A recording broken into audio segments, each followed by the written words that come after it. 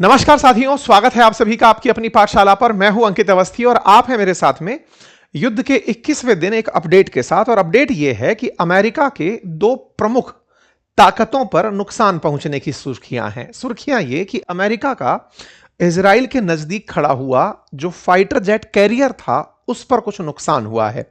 दूसरी खबर यह कि अमेरिका का एक फाइटर जेट, जिसे दुनिया का सबसे उन्नत किस्म का फाइटर जेट माना जाता है F-35, उसके निशाने बना जाने की खबर बन रही है। जैसा कि आप सभी जानते हैं कि ईरान की लीडरशिप में बहुत से लोगों को अब तक नुकसान पहुंच चुका है और अमेरिका इजराइल मिलकर ईरान के साथ युद्ध को खींचते चले जा रहे हैं। ऐसे में अमेरिका के सबसे ताकतवर USS गैराल R4 पर हुआ नुकसान चर्चा का विषय बना हुआ है। चर्चा इसलिए कि हेडलाइन है कि यूएस का ये एयरक्राफ्ट कैरियर जो है वो इस समय ईरान के युद्ध के दौरान रिपेयर होने के लिए पीछे हट गया है। यह हाइफा के नजदीक खड़ा था, इजराइल के अंदर हाइफा शहर है, वहां नजदीक खड़ा था, वहां से यह पीछे हट गया है। उसके पीछे हटते ही सुर्खी बनती है कि Iran missile attack hit oil refinery, और इसी के बीच में ईरान ने इजराइल की इस हाइफा रिफाइनरी को निशाना बना लिया है। यह सब ऐसे समय पर हो रहा है जब ईरान की एक बैलिस्टिक मिसाइल सिस्टम ने अमेरिका के सबसे उन्नत और गायब होने में सक्षम समझे जाने वाले, गायब होने से मतलब है कि दुनिया में 5th generation fighter jets are known for their invisibility, ये इन्हें कोई ट्रैक नहीं कर सकता, लेकिन उसे निशाना बना दिया ईरान ने। ये एक और बड़ी सुर्खी बनकर इस समय तैर रही है। तो आज के सेशन में चर्चा करेंगे कि अमेरिका, जिसका सुपर पावर होने का इसी वजह से गुरूर है कि उसने नभ, थल और वायु तीनों जगह पर, जल तीनों जगह पर उसने जो सुपर पावर की तरह से सेनाएं रखी हुई हैं, उनकी इन सेनाओं को चैलेंज मिल रहा है। ऐसे में इजराइल क्या वाकई में अमेरिका के ना होने पर या अमेरिका की स्थितियों के बदलने पर इस युद्ध को कंटिन्यू रख पाएगा? सारी बातों का विश्लेषण होगा। जानेंगे कि क्या वाकई में यही स्थिति है या फिर और स्थितियां हैं जो बदलते समय में अमेरिका ने स्टेज 2 के लिए रखी हुई थी कि ये खराब होंगे तो आगे क्या करेंगे। ठीक है, चलिए शुरू करते हैं। लेकिन उससे पहले एक रिक्वेस्ट कर लेते हैं। रिक्वेस्ट ये कि जिस चैनल पर फिलहाल आप खबरें सुन रहे हैं, पढ़ रहे हैं, आपसे गुजारिश है कि इसे सब्सक्राइब करना ना भूलें, क्योंकि आप में से बहुत सारे साथियों ने इस चैनल को सब्सक्राइब नहीं किया हुआ है। आप सब्सक्राइब करते हैं तो हमारे साथ आपका जुड़ाव हमारे लिए एक ताकत के रूप में दिखाई पड़ता है। आइए साथियों, इस समय पर ईरान के साथ जो युद्ध चल रहा है, इस समय अमेरिका और इजराइल इस संघर्ष को अपने तरीके से खींच रहे हैं, लेकिन ईरान ने स्ट्रेटजी बना ली है कि मैं इस युद्ध को लंबा कैसे खींच सकता हूं। ईरान जानता है कि वो इस युद्ध को अमेरिका के सामने जीत तो नहीं सकता, लेकिन वो इसे अमेरिका के लिए इतना मुश्किल कर दे कि अमेरिका खुद इस युद्ध को छोड़कर निकलने लगे। इसी टैक्टिक में से एक खबर बनकर आती है यूएस के एयरक्राफ्ट कैरियर USS गैराल R4 की। साथियों, फाइटर जेट्स जो हवा में उड़कर के दुश्मन पर मार करते हैं, उन फाइटर जेट्स को पानी में होल्ड करके रखने की जगह युद्धपोत कहलाती है, फाइटर जेट कैरियर कहलाती है। ये तो विमान वाहक पोत जो है फाइटर जेट कैरियर, ये अमेरिका का गैराल R4 सबसे बड़ा और उन्नत किस्म का फाइटर जेट कैरियर माना जाता है। यह हाइफा के पास तैनात किया गया था। अब सुर्खियां देखें तो फरवरी 2026 की हैं, जिस समय युद्ध शुरू नहीं हुआ था। चर्चा बनने लगी थी कि गैराल R4 Middle East naval force को ज्वाइन करने के लिए आगे बढ़ रहा है। गैराल R4 aircraft carrier heads to dock in Haifa rising tensions के बीच में ये 24 फरवरी को खबर बनने लगी थी और 27 फरवरी को युद्ध शुरू हो ही गया था। मतलब ये था कि ये फाइटर जेट कैरियर जो है, नेवल शिप, पहले ये वेनेजुएला के पास तैनात था, फिर वहां से इसे निकाल करके इधर भेजा गया था और ये जब बिल्कुल इजिप्ट इसके पास पहुंचा, इजराइल के पास पहुंचा और यहां से युद्ध होना शुरू हो गया था। तो आप इसकी लोकेशन को एक बार देखना शुरू करें और थोड़ा सा ना मैप को समझ लीजिएगा।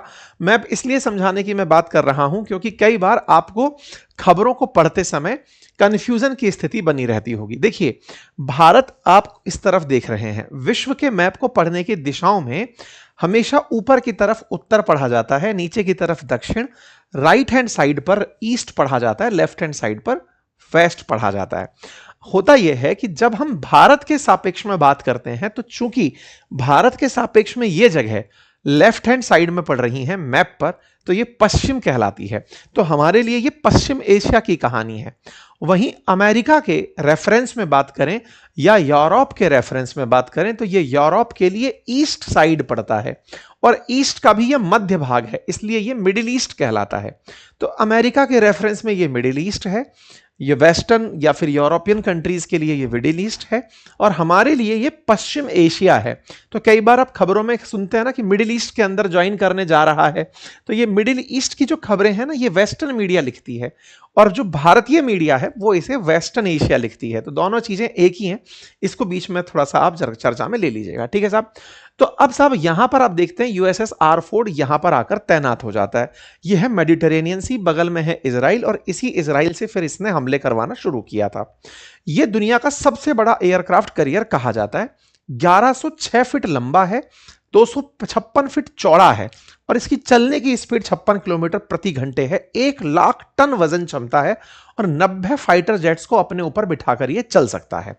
सबसे बड़ी खासियत यह है कि इसमें पेट्रोल डीजल कुछ डलता नहीं है, इलेक्ट्रिसिटी जो है ये खुद बनाता है।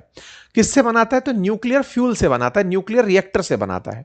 न्यूक्लियर रिएक्टर से बिजली बनाने के चलते इसे डॉक होने की जरूरत नहीं पड़ती, तो ये लंबी लंबी यात्राओं पर निकलता चलता है। यही इसकी ताकत भी है और यही इसकी कमजोरी भी है। असल में एक बार ये युद्ध पर निकला तो फिर ये लंबे समय तक युद्ध पर रह लेता है।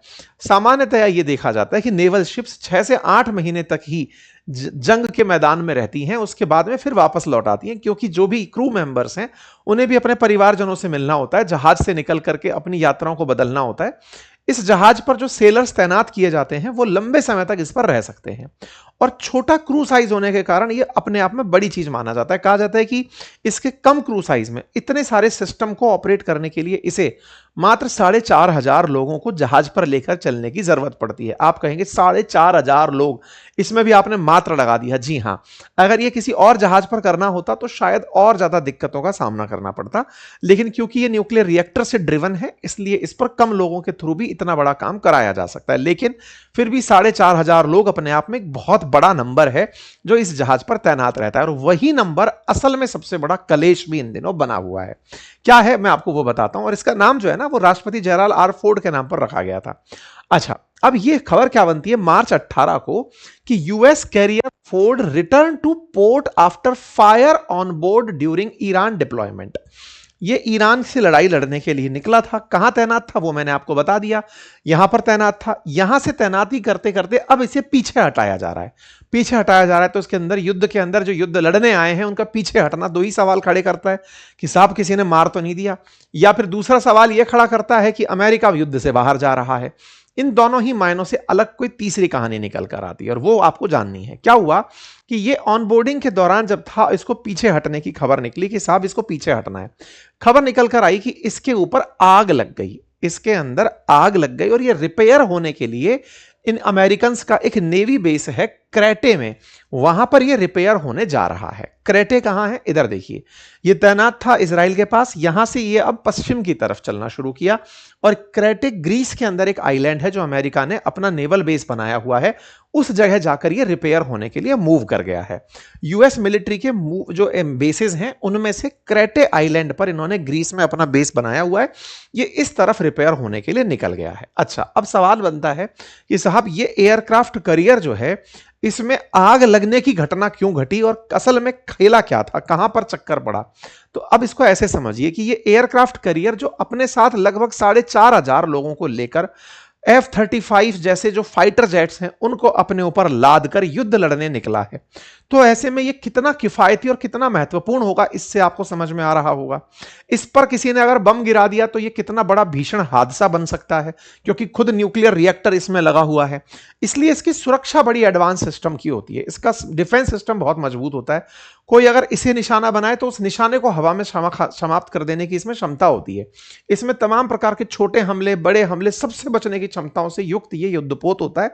इसकी लागत $13 बिलियन के आसपास बताई जाती है कि इसको बनाने में इतना खर्चा आया होगा।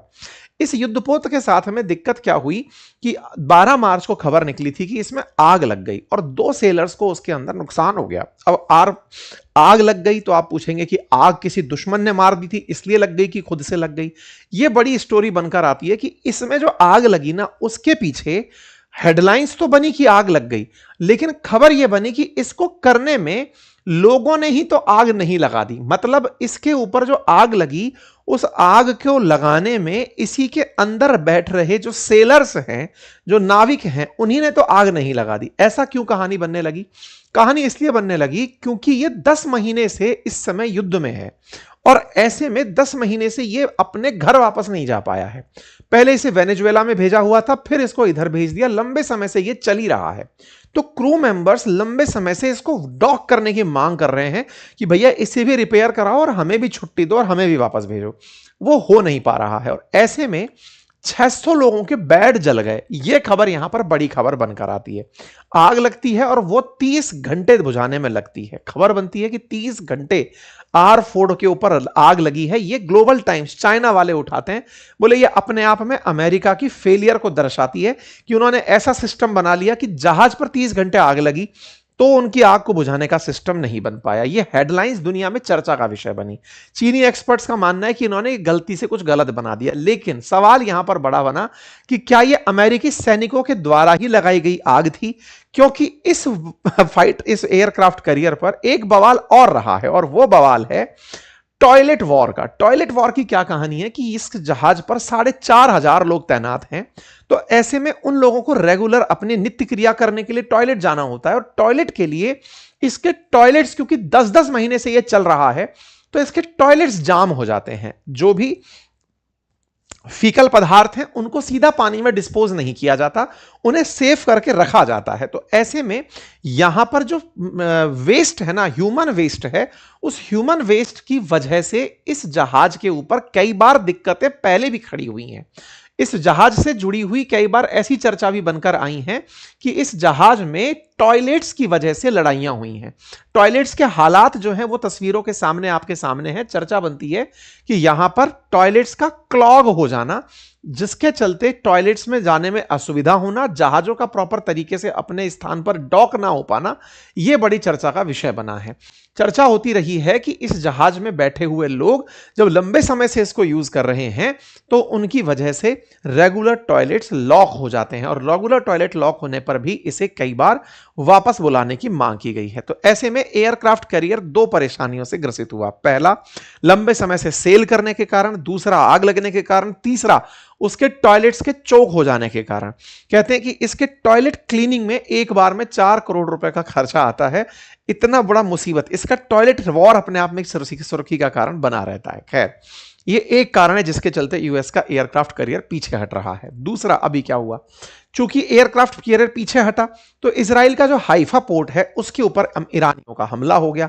यह एक संयोग कहा जा सकता है। हालांकि हाइफा पर पहले भी निशाने लगाए गए हैं और हाइफा पर हालांकि कोई बड़ा नुकसान नहीं हुआ, लेकिन संयोग हुआ कि पहले हाइफा पर ही तुमने R4 को खड़ा रखा हुआ था, वो पीछे हटा तो हाइफा पर हमला हो गया। खैर, इसके बाद में तीसरी खबर बनकर आई कि अमेरिका का F-35, अच्छा, स्टेल्थ टेक्नोलॉजी से बने 5th जनरेशन फाइटर जेट्स होते ही वो हैं जो रडार से ट्रैक ना किए जा सकें। रडार क्यों यूज किया जाता है? यह पता लगाने का कि दुश्मन का फाइटर जेट कहां उड़ रहा है। तो रडार में पता चल जाता है तो उसे निशाना बनाना आसान होता है, लेकिन आपको पता ही नहीं चल रहा कि कोई फाइटर जेट आया तो निशाना बनाना मुश्किल होता है। हेडलाइन बनती है आज से 10 घंटे पहले की, अभी से 10 घंटे पहले की, कि अमेरिका का F-35 डैमेज हो गया है और डैमेज के चलते उसे इमरजेंसी लैंडिंग करानी पड़ी। ईरान वालों ने एक वीडियो फुटेज जारी किया कि हमने इनका F-35 बढ़िया से उसको लॉक किया और उसमें मिसाइल मार गिराई। तो ईरानियों ने इसको निशाना बना दिया अपनी बैलिस्टिक मिसाइल से। यह अपने आप में दुनिया में पहली घटना रिकॉर्ड की गई। ऐसा क्यों? क्योंकि IRGC ने अपनी तरफ से वीडियो जारी करते हुए कहा कि दुनिया में पहली बार ऐसा हुआ है कि F-35 को निशाना बनाया गया है, क्योंकि यह जाना ही अपनी खासियतों के कारण जाता था कि आप पकड़ नहीं सकते हमें, हम इतना उन्नत किस्म के हैं। F-35 का ईरान वॉर में इस्तेमाल करके अमेरिका उसे बेचना चाहता है। सबसे महंगे फाइटर जेट्स में से एक है। उसका पिछली बार मजाक बना था जब वो केरल में खड़ा रह गया था। इस फाइटर जेट्स के अंदर इतने डेलीगेट प्रोसेस लगे हुए हैं कि पिछले 7 साल में ये 11 तो क्रैश कर गया है, कई बार खुद ही से हैंडल ना होकर क्रैश मार गया। लेकिन दुश्मन इसे निशाना नहीं बना सकता, यह इसकी काबिलियत के रूप में बेचा जाता था। लेकिन इसी की यही काबिलियत अभी हाल ही में निशाने का कारण बनी और इसको अब ईरान वाले सब जगह शेयर कर रहे हैं कि देखो यह भी निशाना बनाया जा सकता है और हमने इसको निशाना बनाया है। इस बात के खूब सारे मीम्स इस समय वायरल हो रहे हैं। F-35 जो अंतरराष्ट्रीय स्तर पर अमेरिका बेचने के प्लानिंग में रहता है, उसे इस तरीके से ईरान के लोग मौकरी बना बनाकर चिढ़ा रहे हैं कि लो बेटा तुम्हारा F-35 मार गिराया। इसके चलते खूब सारे इस तरह के पोस्टर वॉर चल रहे हैं। We thought it was invisible to the US navy, बस उसी को नहीं दिखा, बाकी अमेरिका का F-35 लड़ खड़ा गया है। लोगों ने इसके खूब आनंद लिया, और ये आनंद आप समझ रहे होंगे, ये उस दौर के हैं जब अमेरिका भारत को मोक करता था ये कह करके कि भारत के फाइटर जेट गिर गए, भारत के फाइटर जेट गिर गए। ट्रंप अपनी टेबल पर फाइटर जेट लेकर बैठने लगे थे, कारण क्योंकि उन्हें राफेल नहीं बेचने देना था भारत को, अपना F-35 बेचना था। और अब क्या हुआ कि F-35 ही मार खा गया। अब तो न्यूज ये तक निकल रही है कि उसको ढूंढने के लिए चिनूक भेजा गया है कि ढूंढा जाए कि कहां गिरा है। अब ये बात तो खैर अब मतलब कितना सही है कितना गलत बाद में पता चलेगा, लेकिन उस फाइटर जेट को ढूंढवाया जा रहा है। कुल मिलाकर के अमेरिका को काफी सारी ऐसी चीजों का रियलिटी चेक हो रहा है इन दिनों, जिसे वो शायद काफी दिनों से नहीं किया था। लेकिन अमेरिका इन चीजों से निपटने के लिए अन्य फाइटर जेट्स को, एयरक्राफ्ट कैरियर्स को भेज रहा है। जैसे पहले ही यहां पर अब्राहम लिंकन तैनात था, फोर्ड तैनात था, अब यहां पर और जैसे ट्रिपोली जो तैनात था साउथ एशिया के अंदर, ये इसके अंदर अपने साउथ चाइना सी के अंदर, उसे निकाल करके ट्रिपोली को इधर की तरफ रवाना किया गया है। ये इनकी 7th फ्लीट है यूएसएस ट्रिपोली। उसके बारे में अपडेट आता है कि अमेरिका ने जब फोर्ड यहां से हटा है तो ट्रिपोली को इधर भेजने का आदेश दे दिया है। हेडलाइन निकल कर आती है, स्टेट ऑफ मलक्का पर ट्रिपोली नोटिस होता है। ये एयरक्राफ्ट कैरियर है कि ये इस युद्ध के लिए शामिल होने जा रहा है। तो यहां से इसको यहां पहुंचने में 2 हफ्ते का समय लग सकता है, लेकिन ये दिशा बदलकर निकलना शुरू कर दिया है। कुल मिलाकर के फोर्ड का हटना और ट्रिपोली का उधर जाना, ये ओवरऑल ये दर्शाता है कि अमेरिका युद्ध से हट नहीं रहा है, रिप्लेस कर रहा है चीजों को। और इसके पीछे का बड़ा कारण है कि खर्ग आइलैंड जो ईरान के नजदीक नजदीक स्थित है, उसे ये टारगेट करना चाहते हैं। तो खर्ग आइलैंड की सारी कहानी यहां पर निकल कर आती है। ठीक है साहब। अब एक और चीज भी यहां पर है कि ये अगर जाएगा ट्रिपोली तो हो सकता है कि उसे यमन का या फिर बाबे मंडल का नुकसान देखने को मिल जाए। वो आगे की बात है, हम उसकी चर्चा करेंगे। इसके अलावा भी अमेरिका का जो यूएसएस बॉक्सर है वो भी सैन डियागो से रिलीज कर दिया गया है कि जाओ भाई फोर्ड हट गया है, आप जाकर के वहां पर सुरक्षा करो। तो USS Boxer, USS Comstock, USS Portland, ये भी गल्फ की तरफ रवाना कर दिए गए हैं। तो फोर्ड के हटते ही बहुत सारे एयरक्राफ्ट कैरियर्स को और बहुत सारे युद्धपोतों को गल्फ की तरफ अमेरिका ने मोड़ दिया है। मतलब यह है कि अमेरिका गल्फ से पीछे हट नहीं रहा है, रिप्लेस कर रहा है किसी और को किसी और के थ्रू। ये रहे अपडेट। उम्मीद है कि आप सभी साथियों को यह जानकारी अपडेट के रूप में पसंद आई होगी। अगर आई है तो साथियों के साथ सेशन को साझा करें। चैनल पर नए हैं तो सब्सक्राइब करना ना भूलें। धन्यवाद।